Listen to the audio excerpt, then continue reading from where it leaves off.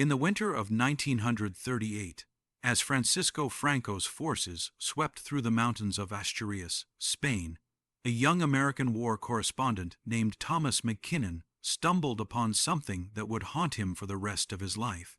Hidden in a remote valley near the village of Pays, he discovered the remnants of what local survivors whispered was the most cursed bloodline in all of Spain.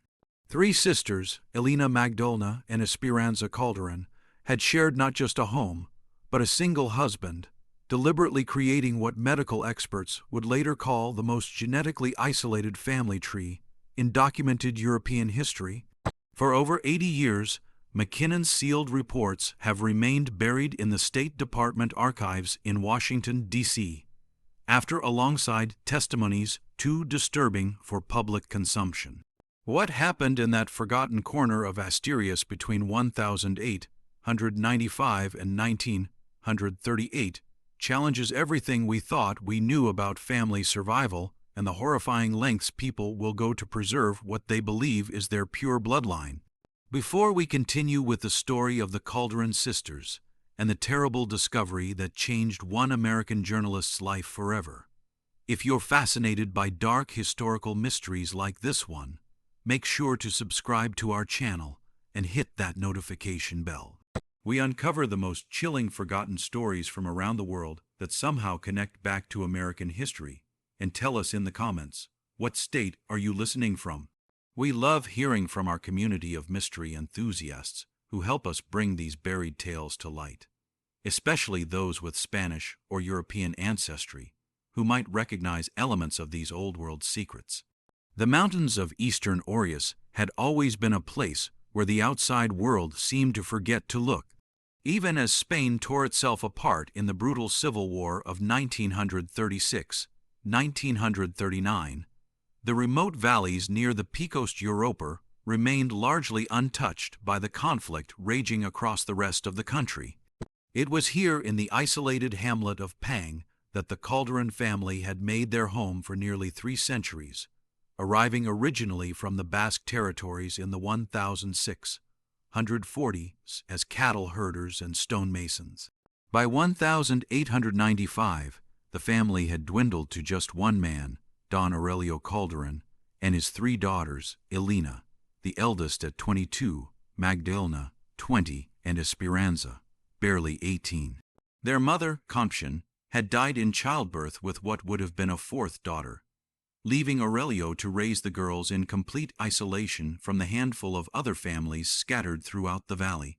The nearest town of any significance was Cangas de Onís, a full day's journey by mule through treacherous mountain paths that became impossible during the harsh winter months. Aurelio Calderon was a man obsessed with what he called the purity of blood, la pureza de sangre. He had spent years studying the family genealogies kept in his father's wooden chest, tracing the Calderon line back through carefully preserved marriage records and birth certificates. What he discovered filled him with both pride and terror. His family had remained remarkably free of what he considered foreign contamination. No marriages to Moors during the medieval period, no unions with conversos, Jewish converts to Christianity, and most importantly, no mixing with the local Orient peasantry whom he viewed as racially inferior. But therein lay his problem. As the only surviving male of the Calderon line, Aurelio faced an impossible choice. If he allowed his daughters to marry outside the family, the bloodline he believed to be sacred would be forever diluted. If he forbade them from marrying at all, the line would die with him. There was, however, a third option, one that had begun to take shape in his increasingly troubled mind during the long dark winters when the family was completely cut off from the outside world. The 3 Calderon sisters had been raised to believe they were fundamentally different from other people. Their father had filled their heads with stories of their noble ancestry, claiming they were descended from Gothic kings, and that their blood carried special properties that must be preserved at all costs. Elena, with her sharp features and piercing gray eyes, had become her father's primary confidant in his genealogical obsessions. Magdalena, softer and more questioning, often wondered about the world beyond their valley, but had been taught that such curiosity was a sign of moral weakness. Esperanza, the youngest, had been born with a slight limp that her father interpreted as a mark of their family's ancient nobility, a physical sign, he claimed, that appeared in only the purest bloodline. The isolation had shaped them in ways that would have horrified any outside observer. By 1895, the sisters spoke a dialect that was almost incomprehensible to other Spanish speakers, mixing archaic Castilian with Asturian, and even fragments of what appeared to be medieval Latin.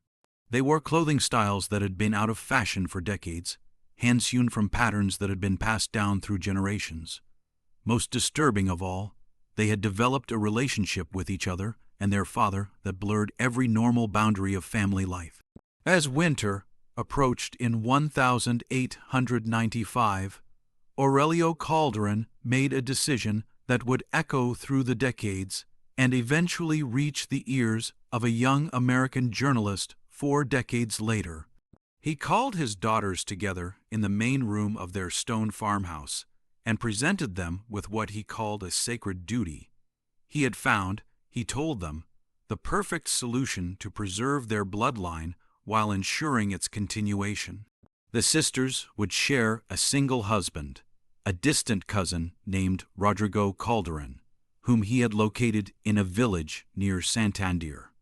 Rodrigo, he assured them, was of pure Calderon blood, traced back through his grandfather to the same ancestor they all shared. What Aurelio didn't tell his daughters was that Rodrigo Calderon was not a distant cousin at all. He was Aurelio's own son by his deceased sister, a fact that would make him the girl's half-brother. The deception was carefully crafted, supported by forged documents that Aurelio had spent months preparing. In his twisted logic, this arrangement would not only preserve their bloodline, but would actually purify it further, creating children whose genetic heritage would be more concentrated than any in their family's history. The arrangement he proposed was methodical and cold in its calculation. Each sister would spend 1 month as Rodrigo's primary wife, while the other 2 served as companions and assistants. Any children born from these unions would be raised collectively with their specific parentage deliberately obscured to prevent favoritism. The sisters would live together in harmony, united in their sacred mission to create the purest possible offspring. Elena, ever the beautiful daughter, accepted immediately. Magdalena voiced concerns, but was quickly silenced by her father's theological arguments about divine will and family honor. Only Esperanza seemed to understand the full horror of what was being proposed, but her protests were dismissed as the hysteria of youth. Within a month, Rodrigo Calderon had arrived from Santander, a hollow-eyed man of 35 who seemed to understand his role all too well. The winter of 1896 brought with it a silence that seemed to swallow the entire Calderon Valley. The first snows had fallen earlier than usual, sealing the family's stone farmhouse away from the outside world until spring.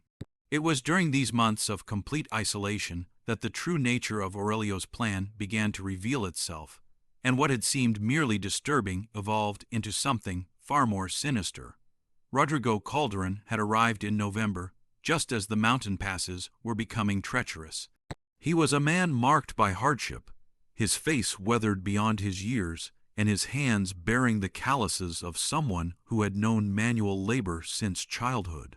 But there was something else about him, a peculiar intensity in his dark eyes, and a way of speaking that suggested he understood far more about the Calderon family's true history than he initially let on.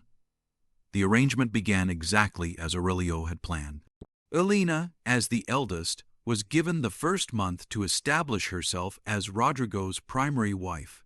The ceremony that united them was performed by Aurelio himself using a combination of Catholic ritual and what he claimed were ancient family traditions passed down from their Gothic ancestors.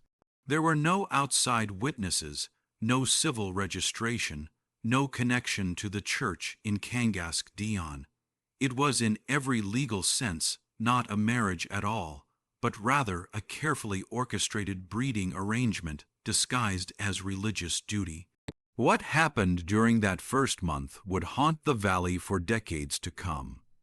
Elena, who had always been the most compliant of the sisters, began to change in ways that neither Magdalena nor Esperanza could understand. She became secretive, whispering with Rodrigo in corners of the house, and developing what could only be described as an obsession with their father's genealogical charts. She spent hours copying names and dates, creating elaborate family trees that showed the theoretical genetic makeup of any children she might bear. But it was during the long evenings when the family gathered around the fire in the main room that the true horror of the situation began to reveal itself. Rodrigo would speak of his childhood in ways that didn't align with the story Aurelio had told about his origins. He mentioned places near Pines that no distant cousin should have known about, recalled people and events from the valleys past with an intimacy that suggested deep personal knowledge. And most disturbing of all, he bore a striking physical resemblance to Aurelio himself. The same narrow nose, the same distinctive cleft in his chin, the same unusual gray eyes that marked the Calderon bloodline. Magdalena was the first to voice her suspicions. During the second month, when she had become Rodrigo's primary companion, she began asking pointed questions about his family history. Her inquiries were met with evasive answers, and more troublingly with violent anger from her father. Aurelio's reaction to any questioning of Rodrigo's background was so extreme that it confirmed Magdalena's worst fears. There was something fundamentally wrong with the entire arrangement. It was Esperanza, however, who uncovered the truth. On a February night in 1897, when a fierce blizzard had trapped the family inside for 3 days, she discovered a cache of letters hidden beneath her father's mattress. The correspondence, dating back over 2 decades, revealed the full scope of Aurelio's deception and the true identity of the man who was now cycling through marriages with all 3 sisters. The letters were from Aurelio's sister, Carmen, who had died in 1862, shortly after giving birth to an illegitimate son. The father's identity was never recorded, but the dates and circumstances made it clear that Aurelio himself was responsible. Carmen had died in childbirth at the Calderon farmhouse, and the infant, Rodrigo, had been sent away to be raised by distant relatives in Santander. The boy had grown up knowing nothing of his true parentage, believing himself to be an orphaned cousin of the Calderon family. But the letters revealed something even more disturbing.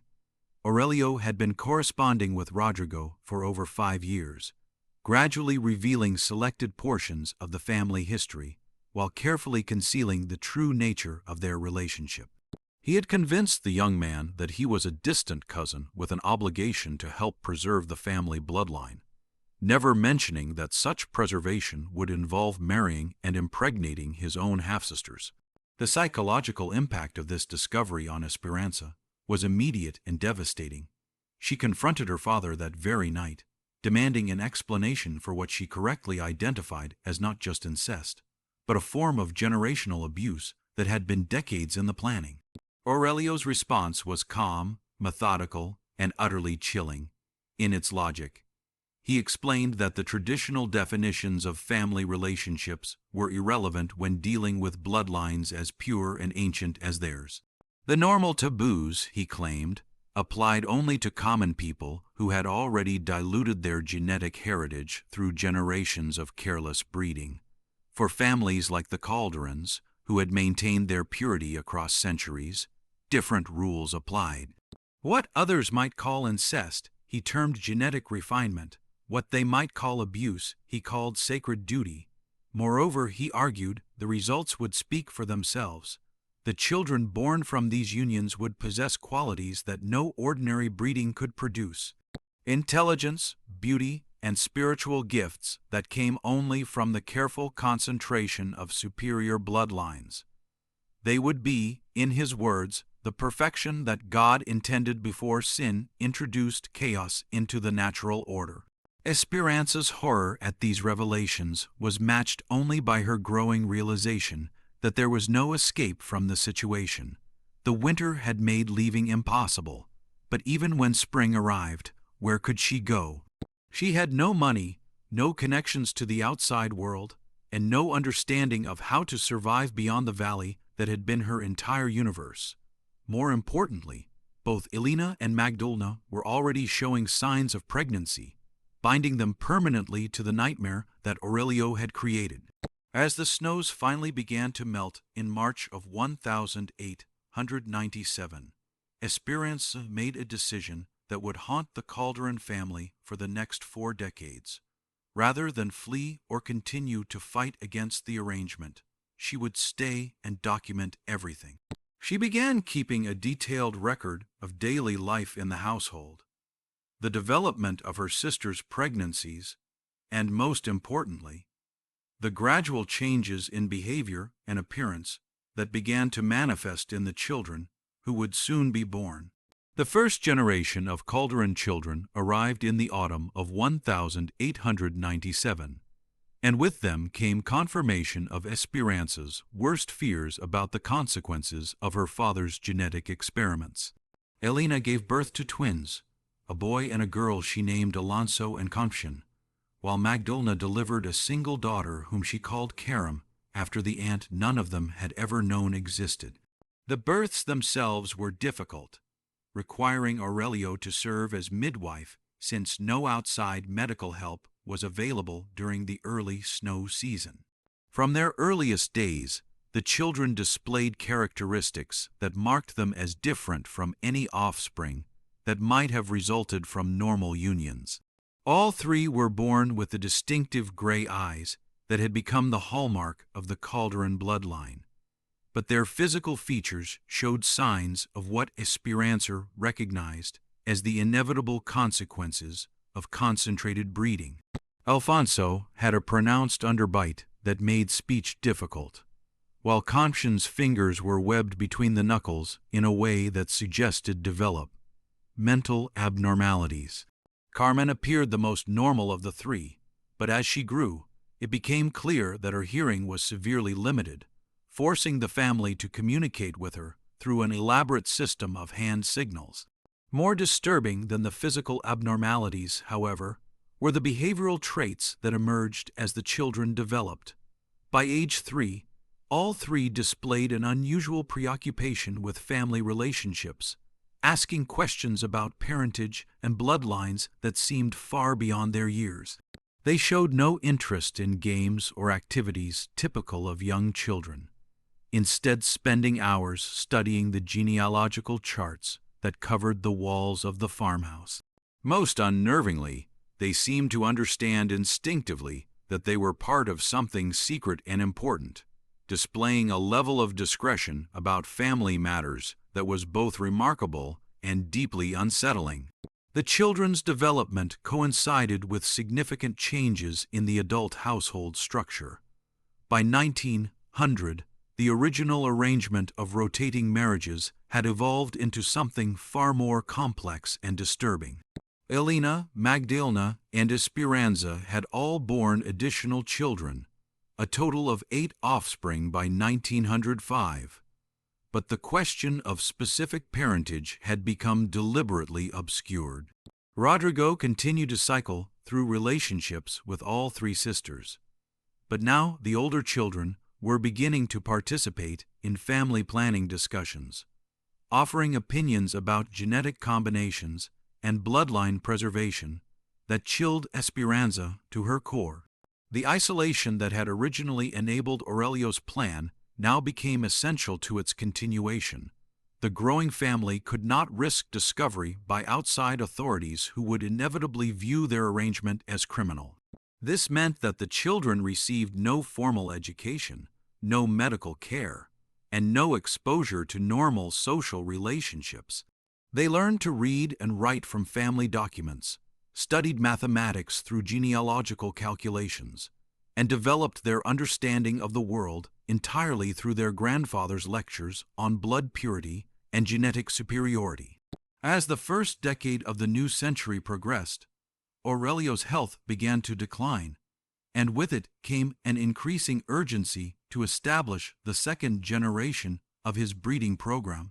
Alfonso, despite his physical limitations, was being groomed to eventually take over the role of family patriarch. His sisters and cousins were being evaluated for their potential as breeding partners with detailed charts tracking their genetic characteristics and projected offspring qualities. The horror of this situation was compounded by the children's complete acceptance of their predetermined roles. They had been raised to believe that normal family structures were corrupt and inferior, and that their unique arrangement represented a higher form of human organization.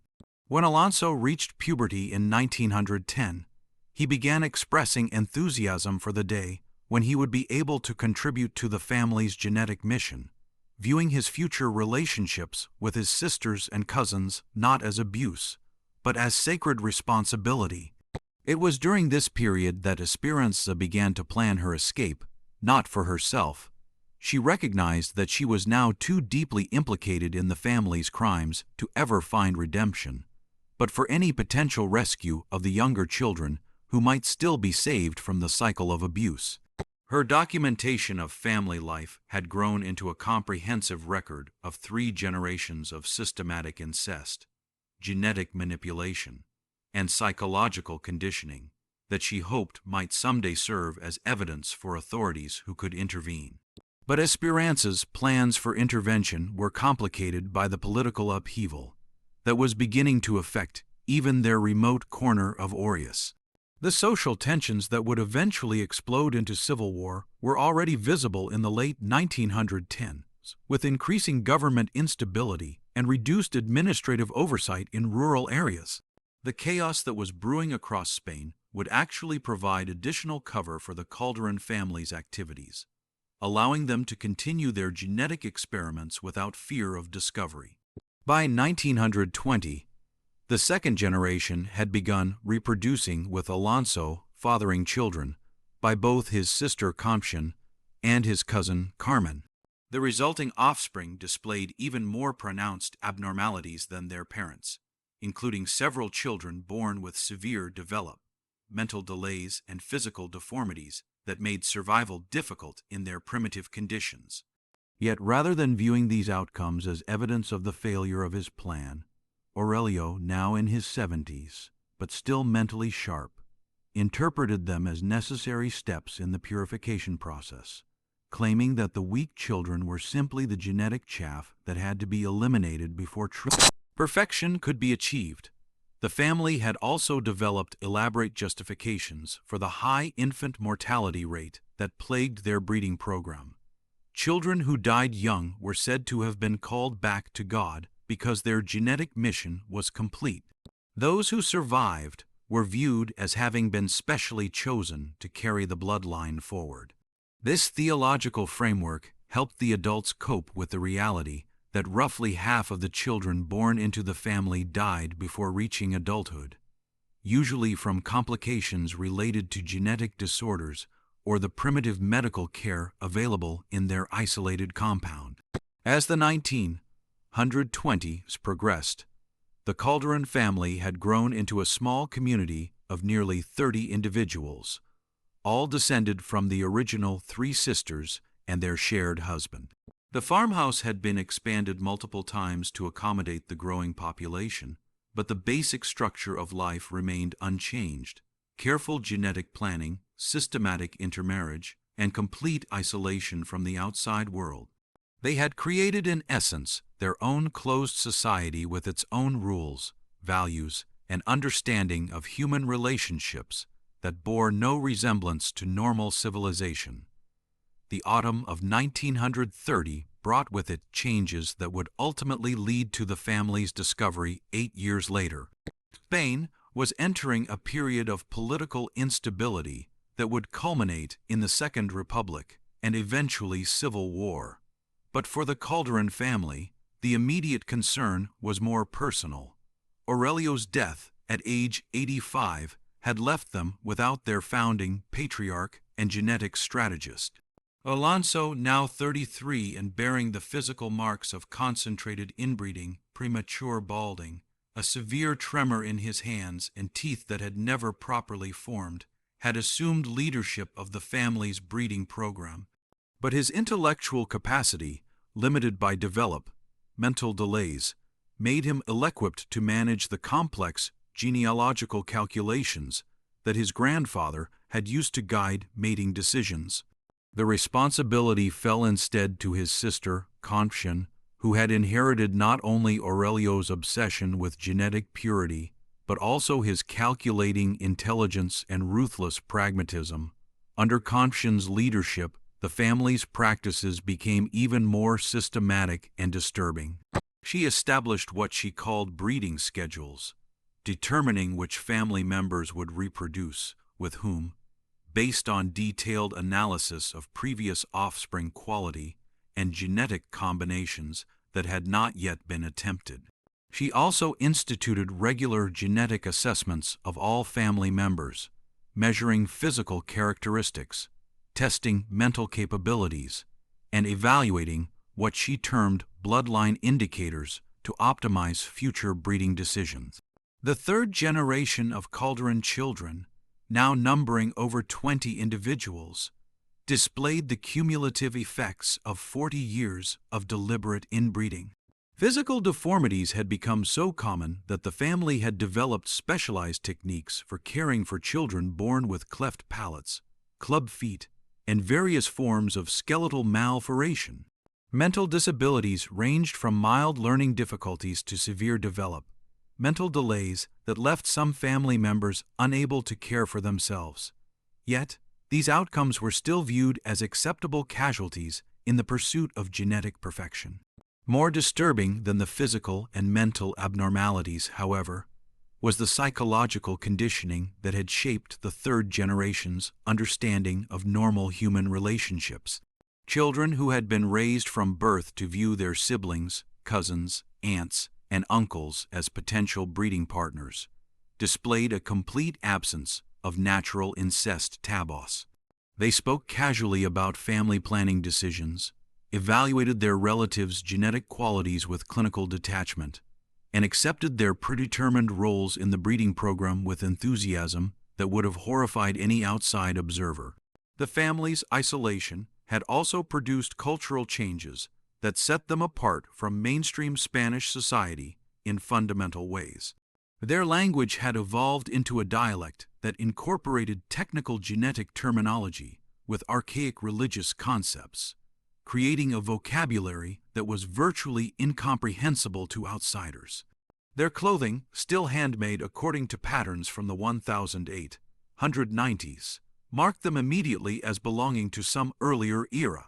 Most significantly, their understanding of time, history, and the outside world remained frozen in the period of their founding, making them living anachronisms in a rapidly modernizing country. It was during this period that Esperanza, now 53, and showing signs of the premature aging common among the family's breeding females, made a decision that would ultimately lead to their discovery.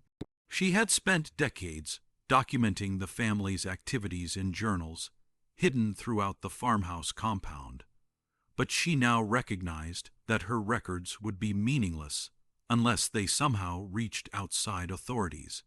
The question was how to make contact with the outside world without destroying the family she had helped to create and perpetuate. Her solution was both ingenious and desperate. She began leaving carefully crafted messages in locations where they might be discovered by the occasional travelers who passed through the valley, hunters, government surveyors, or merchants traveling between Cangaston and Santander.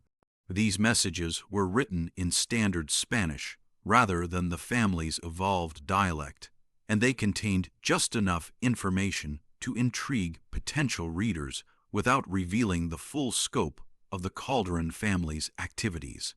The messages described a unique community in the mountains that had preserved ancient Spanish traditions and might be of interest to scholars studying historical social structures. They included general directions to the farmhouse compound and suggested that visitors would be welcome if they approached with proper respect for traditional ways of life. Esperanza hoped that these messages would eventually attract the attention of someone with the authority and understanding necessary to intervene in the situation. Her plan might have worked, but political events in Spain were moving toward crisis faster than her careful preparations could bear fruit. The Second Spanish Republic, established in 1931, was marked by increasing social and political polarization that made normal government administration difficult.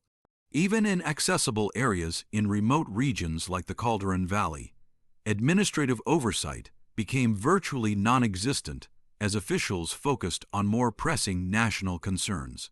The outbreak of civil war in July 1936 effectively ended any possibility that Esperanza's messages would receive official attention. Spain was consuming itself in a conflict that pitted fascists against Republicans, conservatives against revolutionaries, Catholics against secularists. The remote valleys of eastern Asturias became refuges for deserters, hideouts for political fugitives, and no-man's lands where normal law enforcement ceased to function. For the Calderón family, the Civil War represented both opportunity and danger. The breakdown of government authority meant they could continue their activities without fear of official interference. But it also brought armed groups and desperate individuals into their previously secure territory. By 1937, they were encountering soldiers, refugees, and bandits with increasing frequency, forcing them to develop strategies for dealing with outsiders while protecting their secrets. The family's response to this challenge revealed the full extent of their psychological transformation. Rather than viewing the war as an opportunity to escape their isolated existence, they interpreted it as confirmation of the superiority of their closed society. The violence and chaos of the outside world, they believed, proved that normal human relationships were inherently corrupt and destructive. Their own carefully controlled breeding program, by contrast, had created a community based on genetic excellence and social harmony. This interpretation allowed them to rationalize increasingly extreme measures to protect their isolation. Family members who expressed interest in the outside world were subjected to re-education sessions designed to reinforce their commitment to genetic purity. Children who showed signs of wanting to leave were confined to the compound until they demonstrated proper devotion to family goals.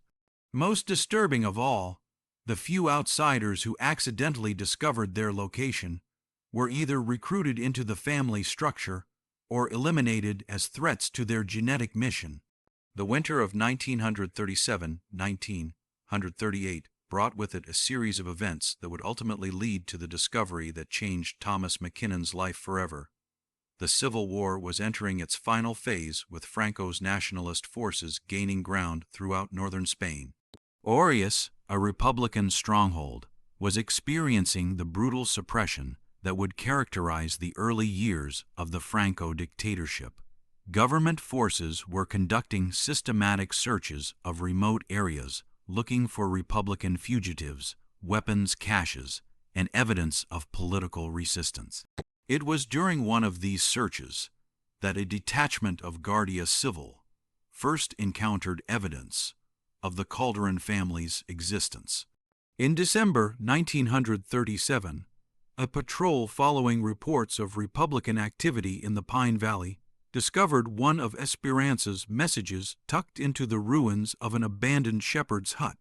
The note, written in her careful script, described a traditional Spanish community that had maintained pure bloodlines for generations and invited proper authorities to visit their ancestral home. The commanding officer, Sergeant Miguel Retira, initially dismissed the message as the fantasy of some hermit or the ravings of a war refugee, but something about the precise language and the specific geographical references convinced him that it warranted investigation. More importantly, the valley described in the message was exactly the type of remote location where Republican fighters might establish hideouts or weapons depots. The patrol's approach to the Calderón compound in January 1938 marked the beginning of a confrontation that had been decades in the making. The family, now numbering 43 individuals, ranging from infants to elderly adults, had developed elaborate protocols for dealing with outside threats. These protocols, refined through encounters with various wartime intruders, involved a combination of misdirection, intimidation, and, when necessary, elimination of witnesses. The Guardia Civil Patrol's first glimpse of the compound was startling enough. A collection of stone buildings that seemed frozen in time, inhabited by people wearing clothing styles from a previous century, and speaking a dialect that was barely recognizable as Spanish. But as Sergeant Renteria and his men began investigating the community more closely, they discovered evidence of activities that defied comprehension. The family's genealogical charts covering every wall of the main farmhouse revealed a pattern of intermarriage that could only be described as systematic incest spanning multiple generations. Birth records meticulously maintained by Aurelio, and later by Confian, documented the parentage of dozens of children whose genetic heritage violated every social and religious norm of Spanish society. Most disturbing of all, the family members themselves spoke openly about their breeding practices, viewing them not as shameful secrets, but as achievements worthy of pride. Sergeant Renteria, a career military officer who had seen the worst horrors of civil war, found himself confronted with something that challenged his understanding of human nature itself. This was not the crude abuse that occasionally surfaced in isolated rural communities, but rather a sophisticated multigenerational program of genetic manipulation that had been conducted with scientific precision and religious fervor. The initial confrontation might have ended with the arrest of the adult family members and the placement of children in state custody, but events took a different turn due to the presence of someone unexpected among the Guardia Civil Patrol. Thomas McKinnon, the American war correspondent, who would later write the sealed reports that documented the full scope of the Calderon family's activities, had been accompanying the patrol as part of his coverage of the Civil War's final phase.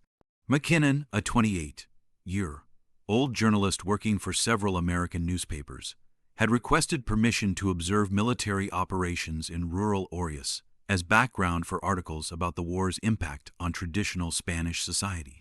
He was particularly interested in how isolated communities had been affected by the conflict, making him an ideal witness to the discovery of a family that had remained completely untouched by external events for over 4 decades.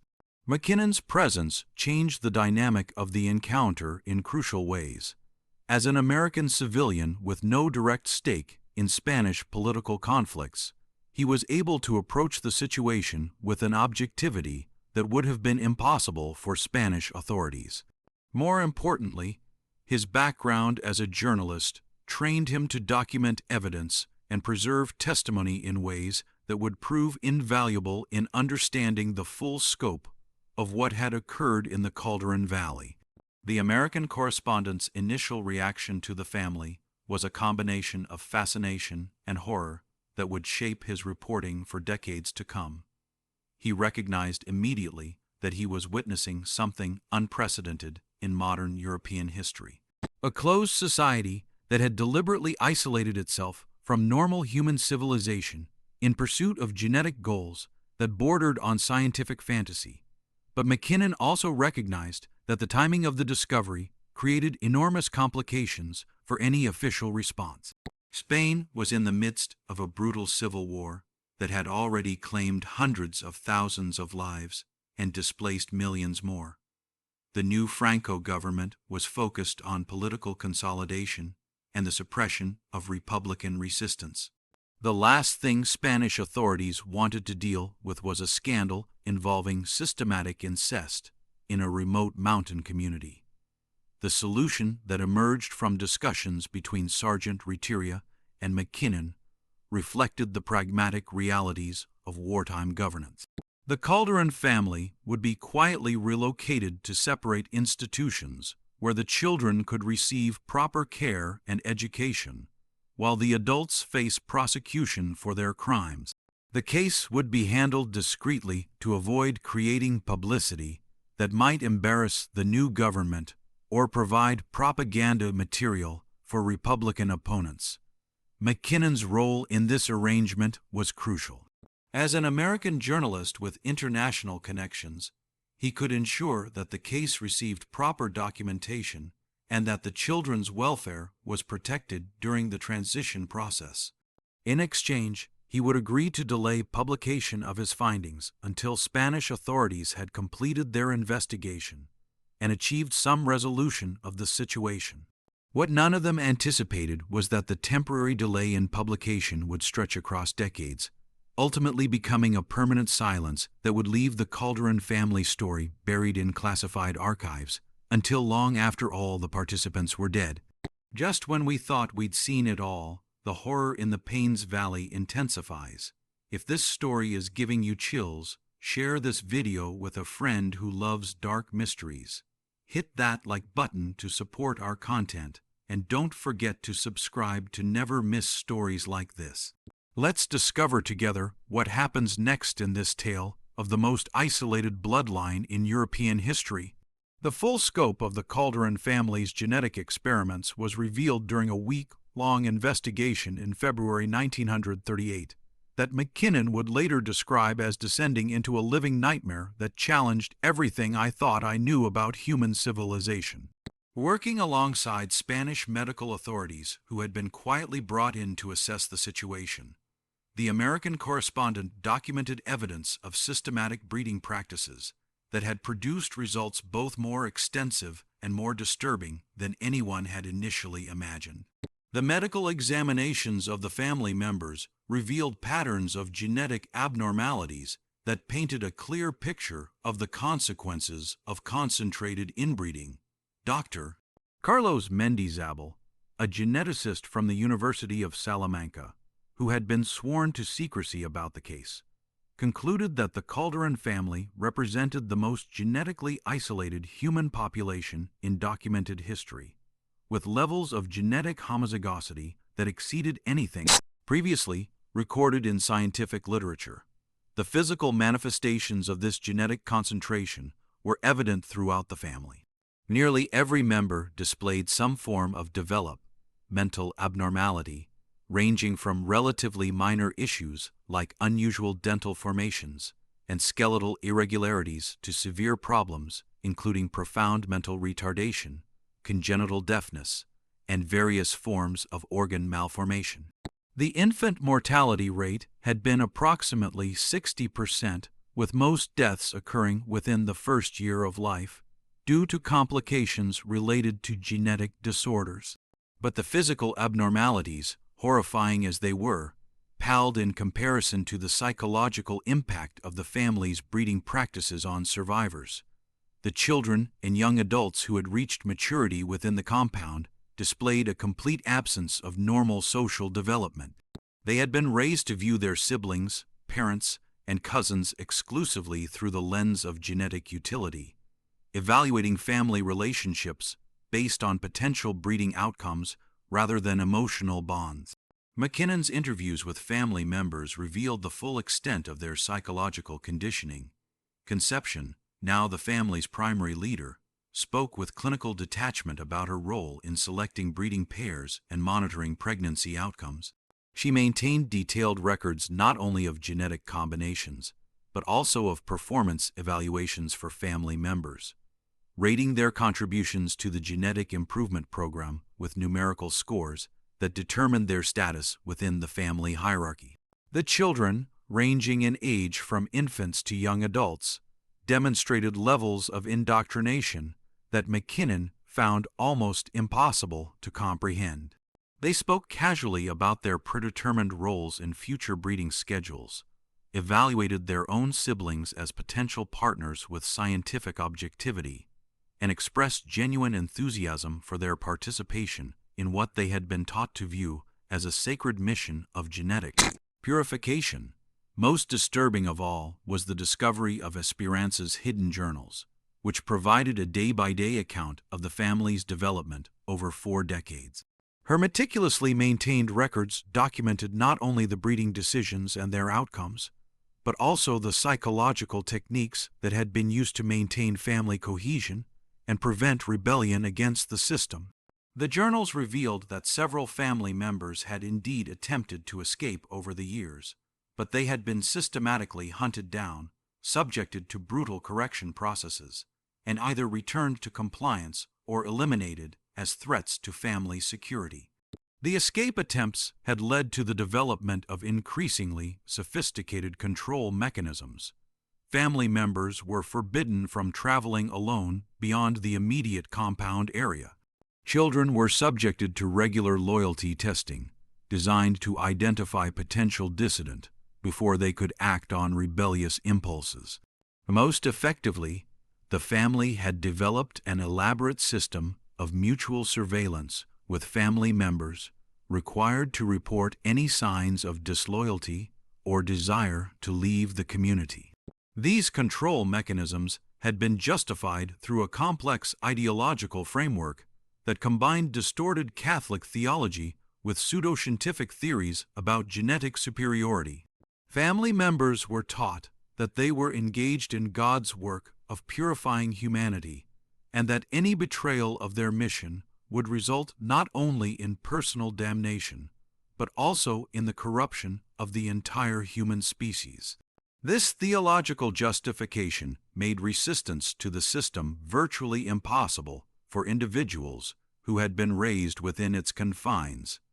The investigation also revealed the full extent of the family's isolation from normal Spanish society. They had developed their own currency system based on genetic contributions rather than monetary exchange. Their calendar was organized around breeding cycles rather than religious or civil holidays.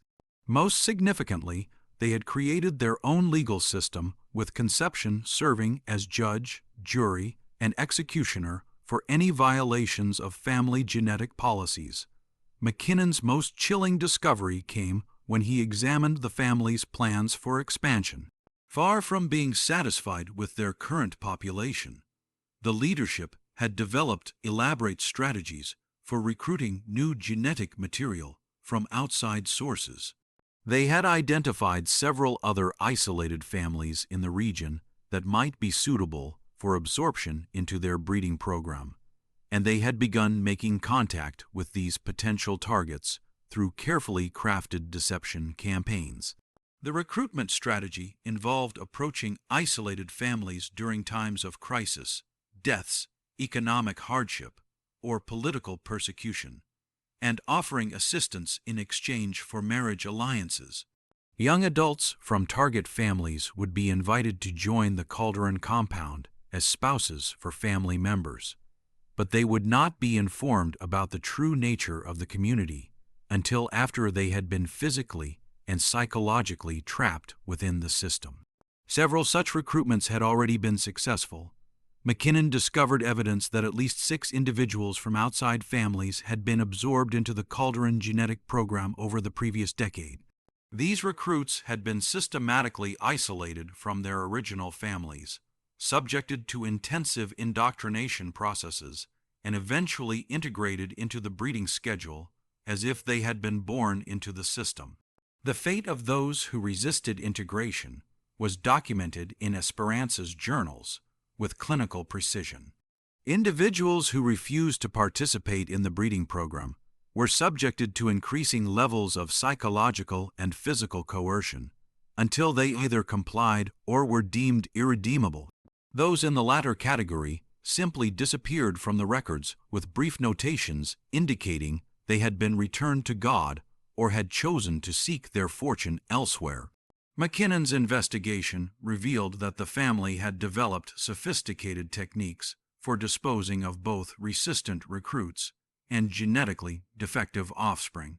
A series of unmarked graves in the forest surrounding the compound contained the remains of at least 20 individuals whose deaths had never been reported to civil authorities. The graves were organized in a methodical pattern that suggested regular use over an extended period, indicating that elimination of unsuitable individuals had become a routine aspect of the family's genetic management system. The American correspondent's final discovery was perhaps the most disturbing of all. Evidence that the family's activities had been known to certain Spanish authorities for years but had been deliberately ignored due to the remote location and the political chaos of the Civil War period. Local priests had received reports about the family's unusual practices, but had dismissed them as rural superstitions. Government officials had been informed about missing persons in the region, but had attributed the disappearances to war-related violence rather than investigating them systematically. This official negligence had enabled the family to operate with complete impunity for over 4 decades, expanding their genetic experiments and recruitment activities while remaining essentially invisible to the outside world. The discovery in 1938 had occurred not because of any systematic effort to investigate rural communities, but purely by accident during a military patrol that had been searching for Republican fugitives. The realization that such extensive criminal activity could continue undetected for so long raised profound questions about the effectiveness of government oversight in rural Spain and the vulnerability of isolated populations to predatory exploitation. McKinnon recognized that the Calderon case represented not just an isolated incident of family dysfunction, but a systematic failure of social institutions that had serious implications for the protection of vulnerable populations throughout the country. The dismantling of the Calderon family compound in March 1938 required a carefully coordinated effort involving medical professionals, social workers, and security personnel who had been sworn to absolute secrecy about the operation. The Spanish authorities, already overwhelmed by the challenges of post-Civil War reconstruction, were determined to handle the situation with minimal publicity that might embarrass the new Franco government or create international complications. McKinnon watched as 43 individuals were systematically removed from the only world most of them had ever known and distributed among various institutions across northern Spain. The youngest children, those under age 10, were placed in Catholic orphanages where they could receive proper education and hopefully overcome the psychological damage of their early conditioning. The older children and young adults were sent to specialized facilities that combined medical treatment for their genetic disorders with intensive rehabilitation programs designed to prepare them for eventual integration into normal society. The adult family members faced a more complex fate. Conception and several other leaders of the breeding program were quietly prosecuted for crimes including incest, child abuse, kidnapping, and multiple counts of murder. However, their trials were conducted in closed sessions with sealed records to prevent public knowledge of the case. Most received lengthy prison sentences, though several died in custody within a few years due to the effects of genetic disorders and the stress of adapting to life outside their isolated community. Esperanza, whose journals had provided crucial evidence for understanding the family's activities, presented authorities with a particular dilemma. Her detailed documentation had made the investigation possible, but she was also clearly complicit in decades of criminal activity. The solution was to offer her immunity from prosecution in exchange for continued cooperation with researchers studying the genetic and psychological effects of extreme isolation and inbreeding. Under this arrangement, Esperanza spent her remaining years working with Dr. Mindy Zabel and other scientists who were attempting to understand the full implications of the Calderon case. Her insights into the family's psychological conditioning techniques and genetic selection processes provided valuable data for research that would later inform policies on child protection and the detection of isolated abuse situations. The physical compound itself was thoroughly documented and then systematically destroyed. McKinnon participated in this process, photographing every room, cataloging every document, and preserving evidence that would later be sealed in Spanish government archives. The genealogical charts that had covered the walls were carefully copied before being burned, creating a permanent record of what Dr. Mindy Zabel called the most comprehensive documentation of human inbreeding ever assembled. The unmarked graves in the surrounding forest were excavated, and their contents subjected to careful analysis. The remains of 23 individuals were recovered, ranging from infants who had died shortly after birth to adults who appeared to have been murdered when they attempted to leave the family or resisted its breeding requirements. Each set of remains told a story of the systematic violence that had been necessary to maintain the family's genetic isolation. McKinnon's role in the aftermath of the discovery proved to be both professionally challenging and personally traumatic. His initial agreement to delay publication while Spanish authorities handled the situation seemed reasonable, but as months stretched into years without any resolution, he began to realize that the case would never be made public through official channels. The Franco government had too much invested in projecting an image of traditional Spanish values and social stability to risk the international embarrassment that would result from revealing the existence of such an extensive incest operation. The American correspondent made several attempts to publish his findings through international media outlets, but he was consistently blocked by a combination of Spanish government pressure and editorial reluctance to print stories that seemed too extreme to be credible. The few editors who were willing to consider publication demanded corroborating sources and official confirmation that the Spanish authorities were unwilling to provide. Frustrated by these obstacles, McKinnon eventually decided to deposit his complete documentation with the U.S. State Department, hoping that future researchers or journalists might be able to access the materials when political conditions changed. His sealed report, filed in 1940, included thousands of pages of testimony, hundreds of photographs, and detailed genealogical records that provided a comprehensive picture of the Calderon family's 4 decades of genetic experimentation. The fate of the surviving family members varied considerably depending on their age, physical condition, and psychological adaptability.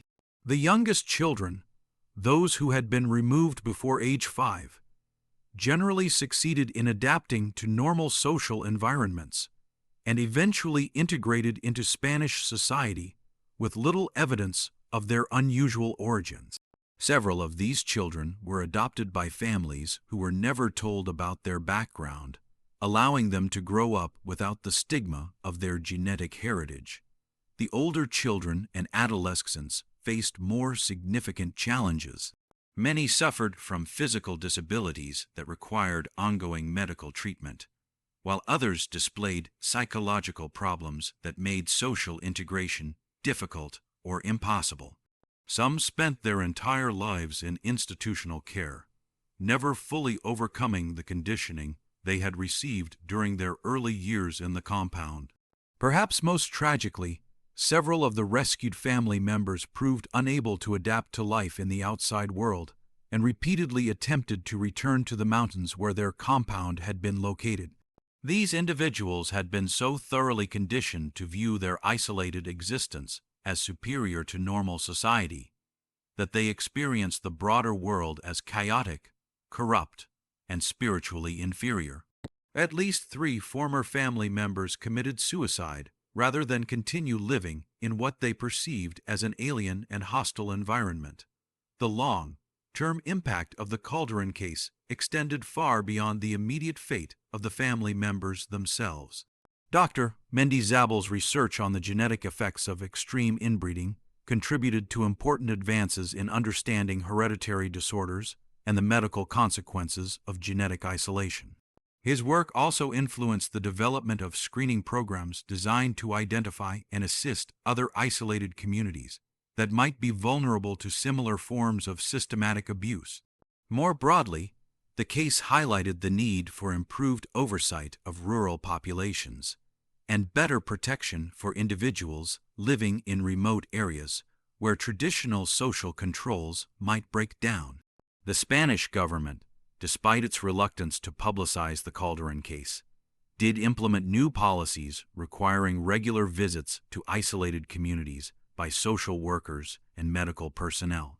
McKinnon's sealed report remained classified for over 40 years, finally becoming available to researchers in the 1980 as part of a broader declassification of Spanish Civil War-era documents. Even then, access was restricted to qualified academic researchers who agreed to maintain the anonymity of surviving family members and their descendants. The American correspondent himself was profoundly changed by his encounter with the Calderon family. He continued his journalism career for several more decades, covering conflicts and social issues throughout Europe and Latin America. But colleagues noted that he never again displayed the same optimism about human nature that had characterized his earlier work. In interviews conducted near the end of his life, McKinnon described the Calderon case as a glimpse into the darkness that exists within human beings when all social constraints are removed and all moral boundaries are abandoned. The final chapter of the Calderon story came in 1983, when Esperanza died in a Madrid nursing home at the age of 96. She had spent the last 4 decades of her life working with researchers and occasionally meeting with journalists who had gained access to the declassified materials until the very end. She maintained that the family's breeding program, despite its horrific consequences, had been motivated by genuine beliefs about genetic improvement and human perfection. Her death marked the end of living memory of the family's activities, but the documentation she had helped to preserve continued to provide valuable insights for researchers studying extreme social isolation, systematic abuse, and the psychological mechanisms that enable ordinary people to participate in extraordinary cruelty. The Calderon case became a standard reference in academic literature on family dysfunction, genetic counseling, and the protection of vulnerable populations. Today, the valley where the Calderon compound once stood remains largely uninhabited. Local residents still speak in whispers about the cursed family that once lived there, and occasional hikers report finding remnants of stone foundations in the forest. The Spanish government has never acknowledged the case publicly, and official records of the investigation remain sealed under laws protecting family privacy and state security.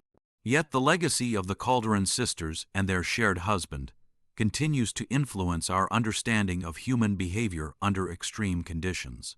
Their story serves as a reminder that civilization is a fragile construct, easily corrupted when isolation and fanatical ideology combine to create closed systems immune to outside scrutiny and moral correction. This dark chapter of Spanish history shows us that the most dangerous monsters are not supernatural beings from folklore, but rather ordinary people who convince themselves that their terrible actions serve some higher purpose. The Calderon family believed they were creating genetic perfection, but they produced only suffering, disability, and death, a testament to the corrupting power of absolute isolation and the human capacity for self-deception in service of twisted ideals. What do you think of this story? Do you believe everything was revealed, or might there be other isolated communities still hidden away from the world pursuing their own dark visions of human improvement? Leave your comment below and share your thoughts about this haunting tale from the mountains of Asturias. If you enjoyed this exploration of one of history's most disturbing family secrets, subscribe to our channel, hit the notification bell, and share this video with someone who appreciates the darker mysteries of our past. We'll see you in the next episode, where we continue uncovering the buried horrors that shaped our world.